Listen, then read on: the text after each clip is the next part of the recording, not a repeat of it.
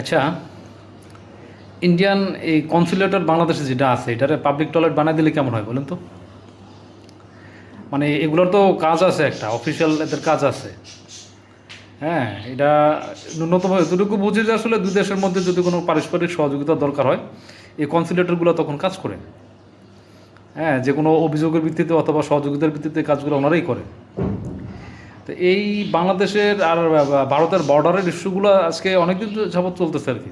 এই যে push in push back, হ্যাঁ, তারা এই নেকড়ের মতো করে প্রতিদিন এই ধরনের ঘটনা কিছু একটা ঘটানোর চেষ্টা করতেছে, যেটা উস্কানিমূলক।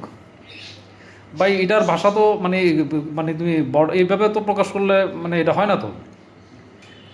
এটা অফিসিয়ালি এটা বাংলাদেশ গভর্নমেন্টে জানাইতে পারো, অ্যাম্বাসেডর যারা আছে তাদের মাধ্যমে জানাই, এগুলো প্রতিকার হইতে পারে, এটা আমাদের দেশের নাগরিক, তুমি প্রুফ দাও, আমরা নিয়ে আসবো।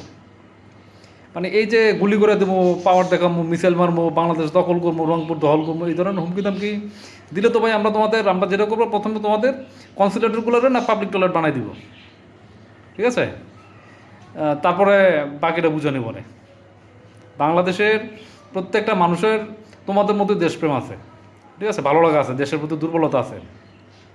তোমরা ইঞ্চি সাইডে কথা না বললে আমরা কিন্তু সেই আধা ইঞ্চি সাইডেও কথা বলবো না। আমরা হইতে পারি তোমাদের কাছ থেকে সামরিক শক্তিতে একটু দুর্বল আছি, কিন্তু মনের দিক থেকে, মনের জোরের দিক থেকে কিন্তু আমরা একেবারে দুর্বল না। কথাটা মাথায় রাখবা।